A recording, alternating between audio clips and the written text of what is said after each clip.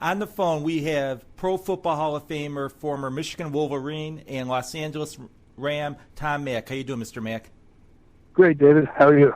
Good. I see you went to Michigan. So was Bo Schembechler recruiting you back then?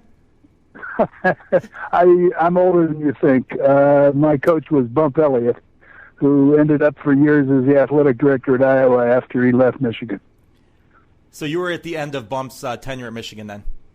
Well, I think I was kind of in the middle of it. The early 60s, we kind of went from last place to winning the Big Ten, and then we got to go to the Rose Bowl my junior year, and we won the Rose Bowl, beat Oregon State. I think actually it's the last time they've ever been there. You were the first in a long line of great Michigan linemen. What made Michigan so good with the offensive linemen? Well, back in our day, it was obviously we had a very, very strong and very consistent running game.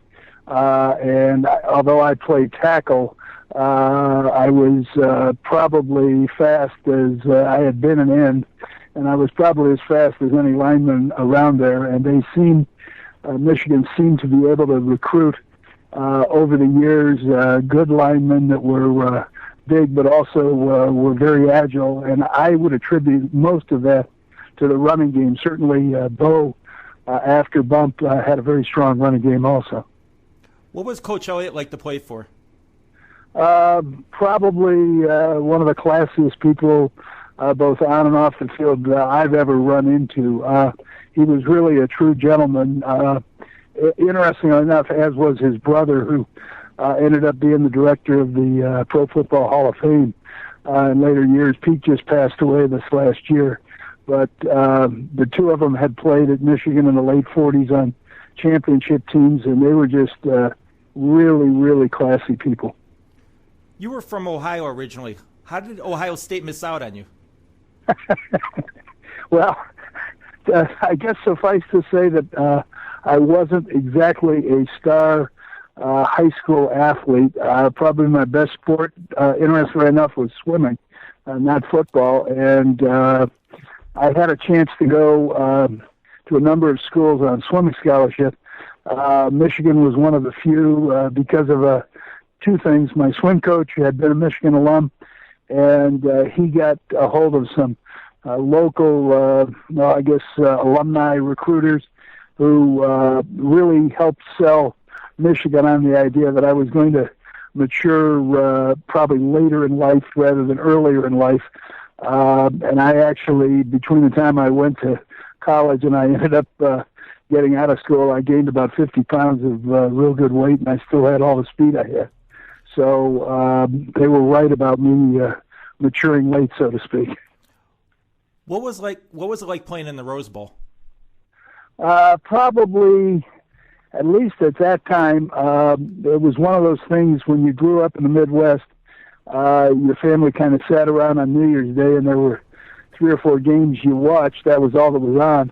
But the biggest of them all was the Rose Bowl, and I can remember watching Minnesota and watching Wisconsin, different teams, and going, wow, wouldn't that be something just to even get to chance to play in that thing.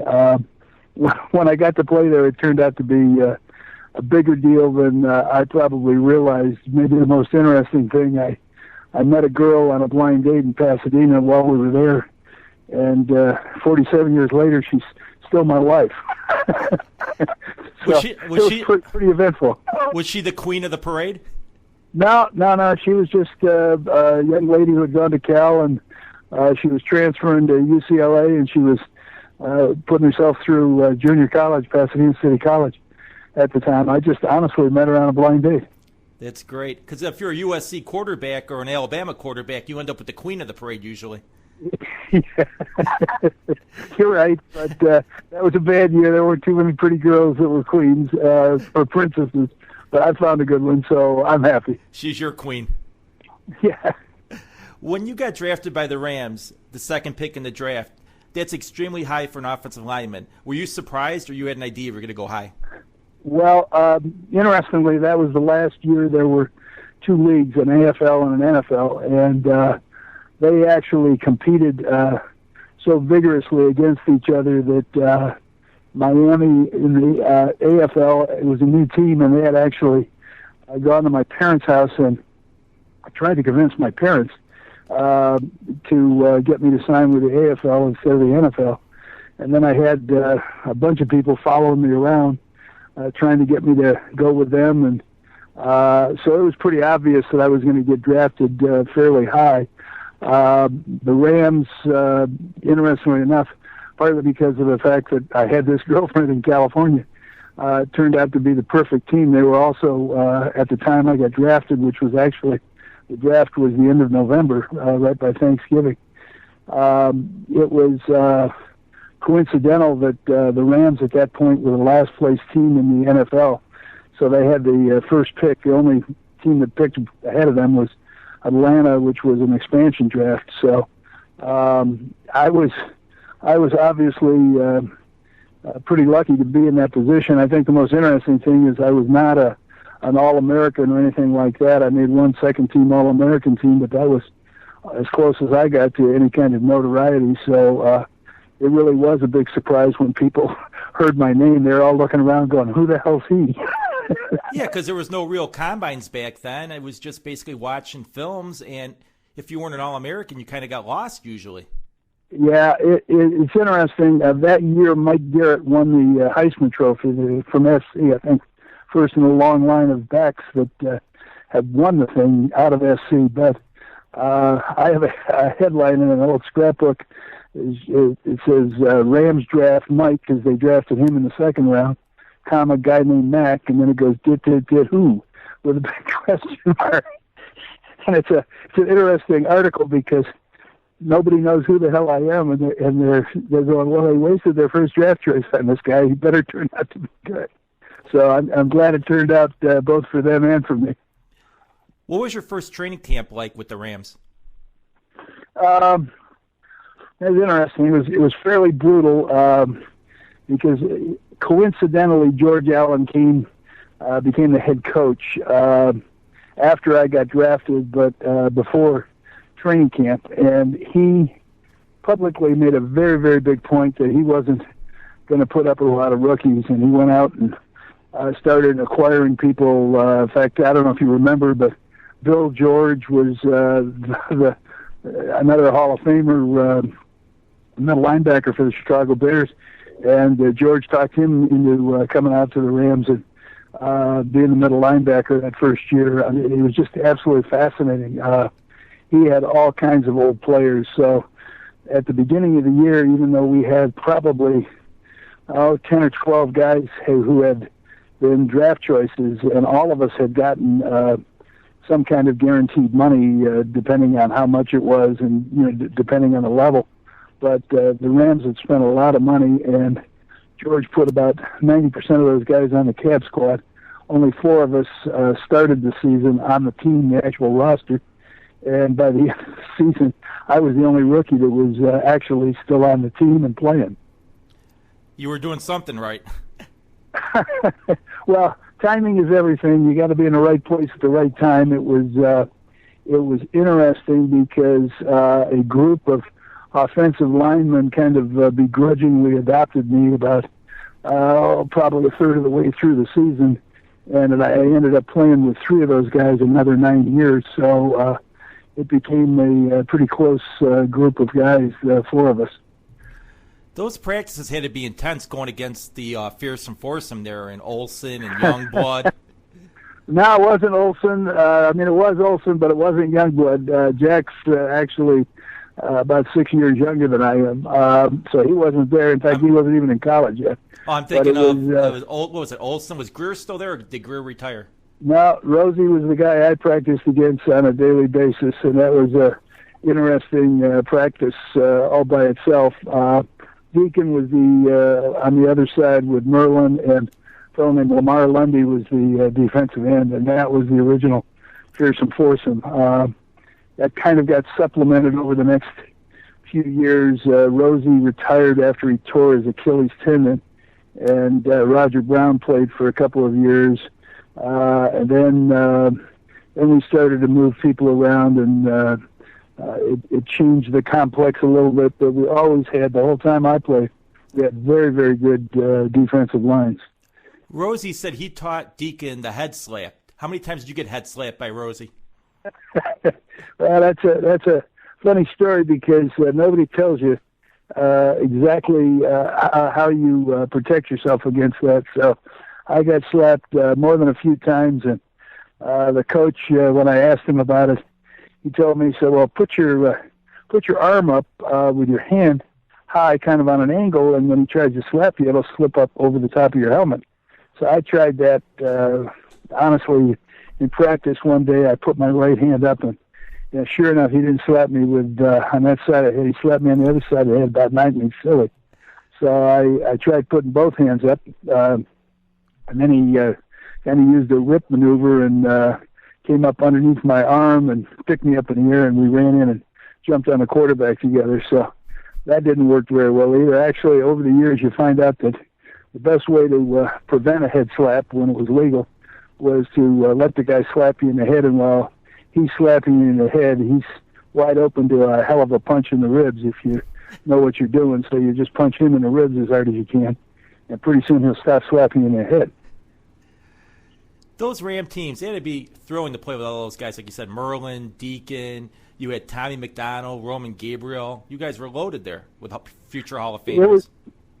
It was interesting because George did have a mix of players, and he really did serve us well in terms of going out and getting veteran players that helped us or could help us. He picked up, I don't know if you remember these names, but Maxie Baugh. He got Jack Pardee to come back out of retirement. Right. He ended up with Myron Patios from the Steelers. He got Richie Pettibone from the Bears. He had Jim Purnell from the Bears. It was just fascinating. He picked up Irv Cross, I think, had played with Philadelphia, and it was just, he was an amazing guy because he really sold. What he did is he found veteran players who really still had, they were playing on bad teams, but they were still intense people. And if he could get them to come to the Rams, which he did, and play in that mix, he really did develop good teams. He was an interesting guy because he was hard to work for as a coach because he'd drive you nuts with all the. First, he was only interested in defense.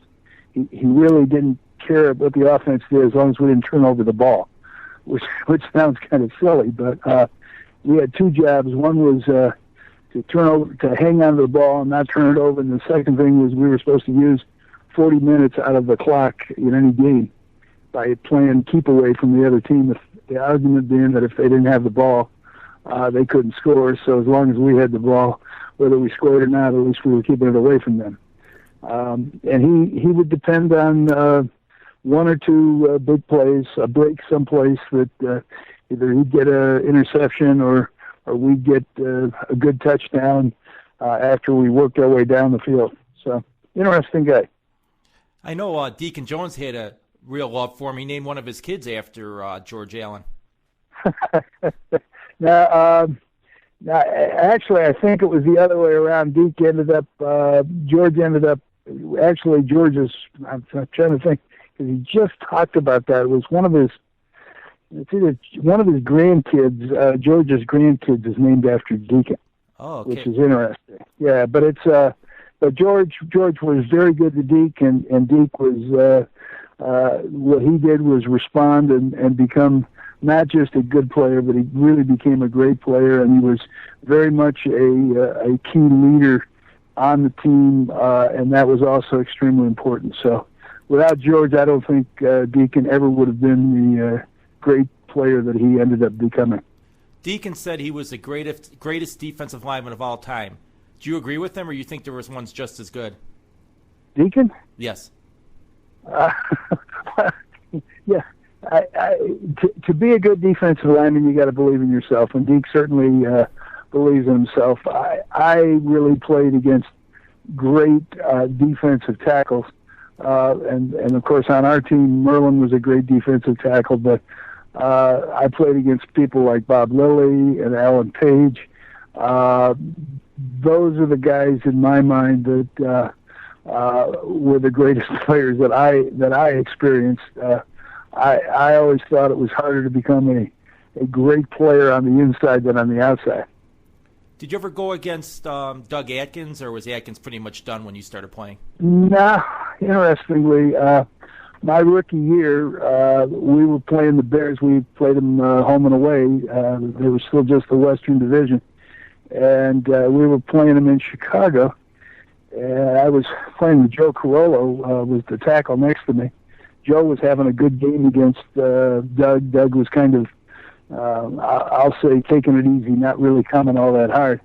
We ran a play that was supposed to look a little bit like a sweep, but it was more of a cross-block thing, and I came up under Atkins, and I cut him and knocked him down, and he said a few nasty things to me and called me some names and rookie and blah, blah, blah. So I told him where I thought he ought to go.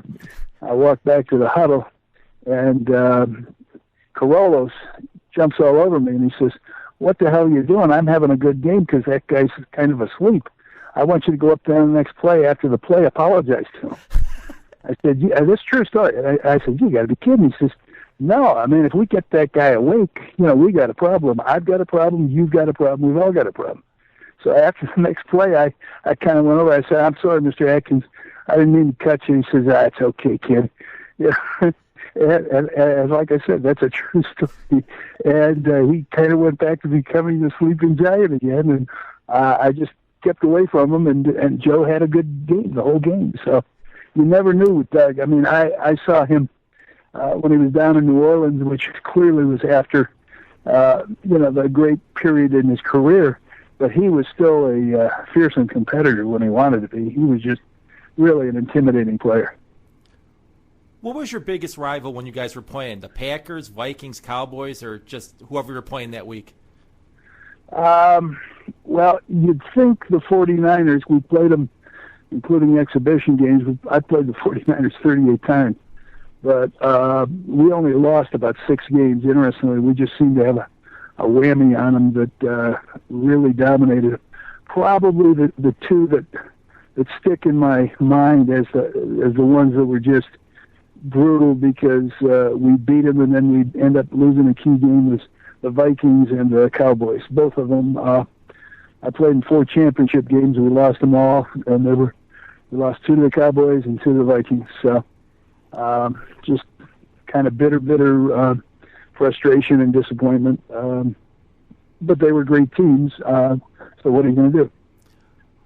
The Vikings had the purple people eaters. You had the Fearsome Foursome. How did they compare against each other, and which one was better, you think? Which defensive line?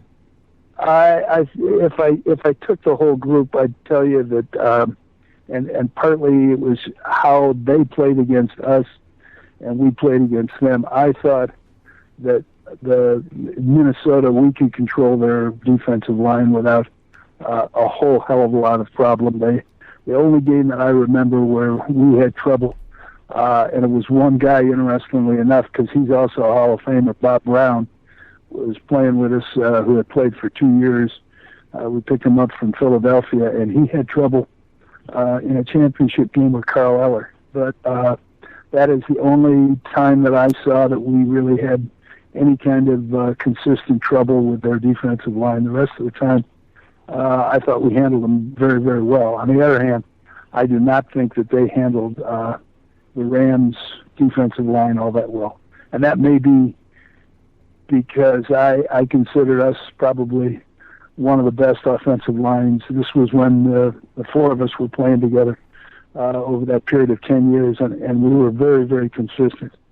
The other guys, Charlie Cowan, Joe Schiavelli, and Kenny Iman, unfortunately have all passed away, but together they were quite an offensive line. And that Jack Youngblood, he was not too shabby when he joined you guys. Jack ended up becoming a very, very good, effective defensive lineman. And interestingly enough, in the 70s, initially with Merlin, I would say that the defensive line that the Rams had that included Jack and Merlin and a fellow named Larry Brooks and Fred Dreyer, ended up probably being as good as any defensive line in the league.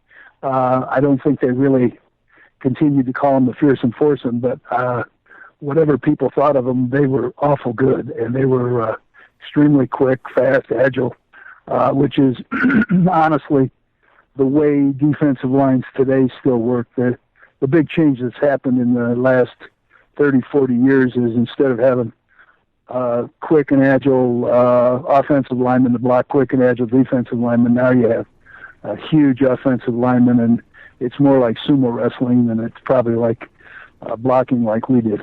Yeah, I mean, because offensive linemen were the same size for years, and then in the last 15 years, if you're not 330 pounds, you're small. Yeah, it's well, the difference is that they basically will let you hold on the inside, and it's not even a question. So what you're doing is you, instead of blocking the guy and hitting him with your fist and knocking him backwards and making him restart a couple times, what you do now is you put your hands out and you grab his shirt and you pull him into you. And it's like sumo wrestling. If you got your hands inside and you got a good grip on him, he can't get away from you, and he's going to sit there and struggle all day, and that's pretty much what happens. What was your favorite moment in professional football? Well, that's hard to say. Probably, we beat both the Cowboys in key games in the playoffs. I think that was probably about as exciting from my perspective, because in both cases, when I played the Cowboys and the Vikings, I always had my hands full because I was playing either Bob Lilly or Randy White or I was playing Alan Page. All three of those guys are in the Hall of Fame with me, and they were great defensive tackles. So any day we beat one of those guys was the kind of game that you remembered. You went to 11 Pro Bowls. Did you end up getting a condo in Hawaii? You were there every year. Well, you got to understand, I played in 11 Pro Bowls, and the year after I quit was the first year they went to Hawaii. Okay, where did they play in back then? Well, the first few games that I played in were in L.A. because that was the warm weather climate for the NFL. But then they got into rotating the games, so they moved them. Honestly, they moved them all over the country. We were in one game they played in Kansas City, and it was so brutal, the weather in Kansas City, that we spent the week practicing in San Diego and then flew to Kansas City just to play the game. But they played the game in all kinds of different. We played in Dallas, Texas. I can remember it snowing there. We played in Tampa. We played in Miami. Jesus, I'm trying to think where else we played. Players complain about New Orleans. We played in New Orleans. I mean, you name it, and that's where Seattle. They played a game up in Seattle.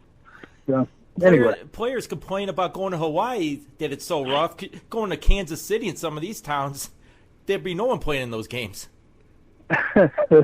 Well, it's a real different kind of thing. The deal back then was very much, it was an honor because the way you got in it is you got picked by basically the rival coaches, and the rival coaches would ask their players, besides themselves, who the best at a certain position was, and that's, it's interesting. I played in 9 of them in a row. People say, well, once you get in, you always go. I played in 9 in a row, then I missed one, and then I played in the last 2 2 years later, so the next 2 years. So, I had a gap in the middle of the 11 that I played in, and so it was clearly, an honor to get to be picked for one of those things. And if you were on a good team, we'd have 6 or 7 guys.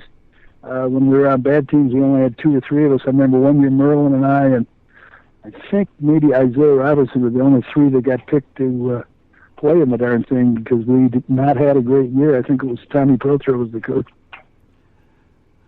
When you went in the Hall of Fame, how did you feel?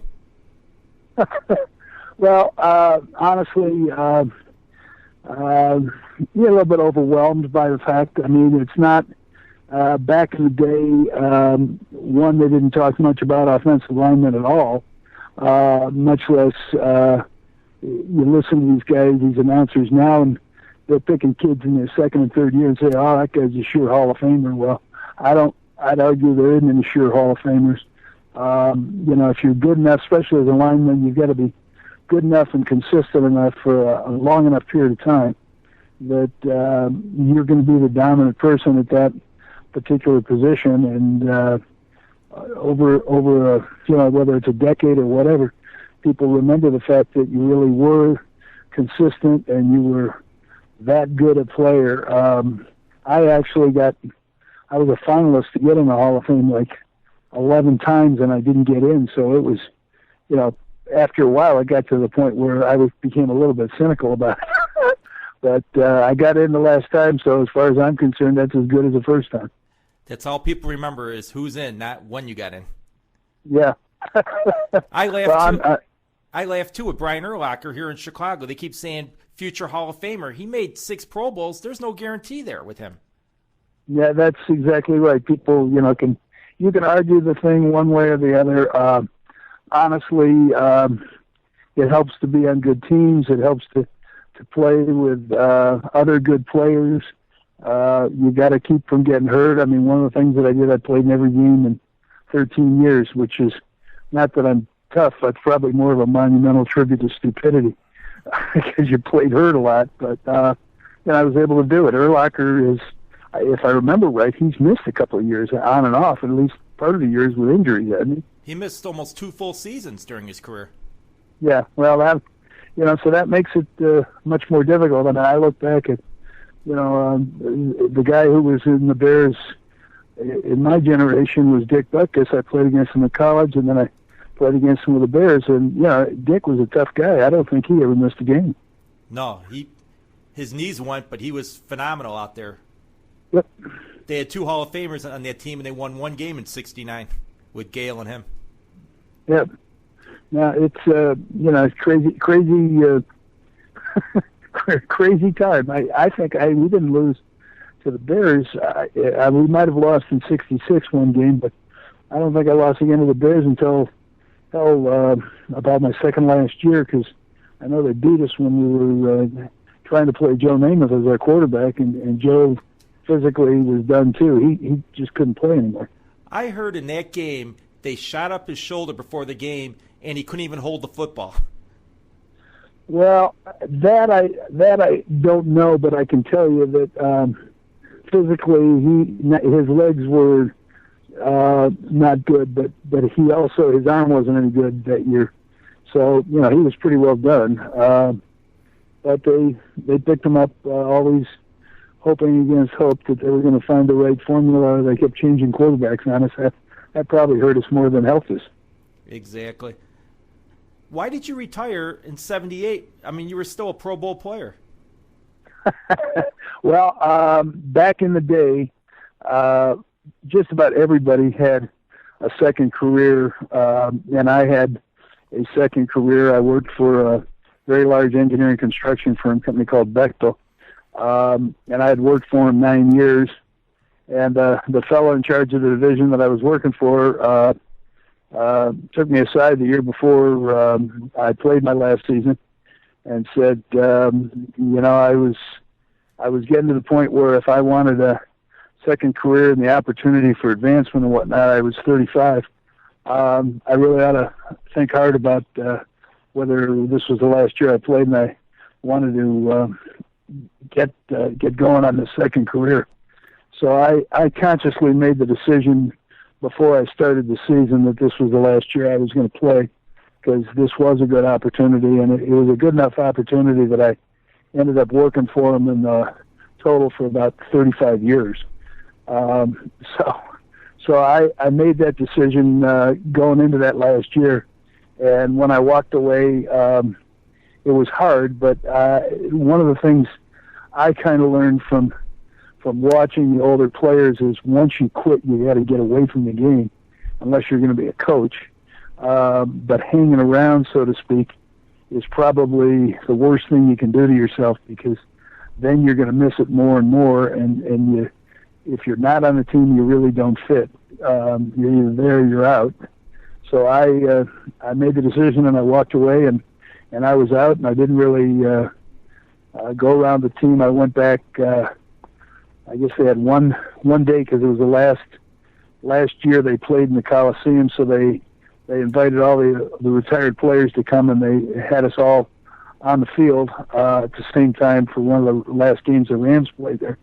But they did not have a particularly good season. I think they were 9-7 or something like that. They just barely got in the playoffs, and lo and behold, they won both their playoff games, so they ended up in the Super Bowl, and they had a great Super Bowl. They should have actually won the damn game, I thought. They played in Pasadena at the Rose Bowl, and Merlin and I and our wives, we took our wives.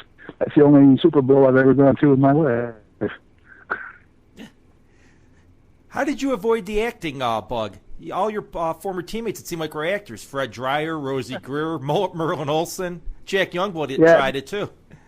Yeah, no, by degree, I'm an engineer, and it just didn't. Being an actor and being an engineer are probably not the most compatible careers. So I got to be a bit part player in a couple of movies and TV shows, and got a little taste of it, and that was kind of about it. And you move on with your life, so to speak. It didn't happen. Who was the best actor out of all the Rams players? My personal opinion, Fred Dreyer was probably the very best. He became that show that he had, which I think was called Hunter. Right. He really ended up in a role that you didn't look at him and think of Fred Dreyer, the football player. You thought of him as Fred Dreyer, the cop, or whatever he was. And that's what a good actor does. He sells himself completely into the role. Merlin was a dear friend, but I always struggled, because to me it was always Merlin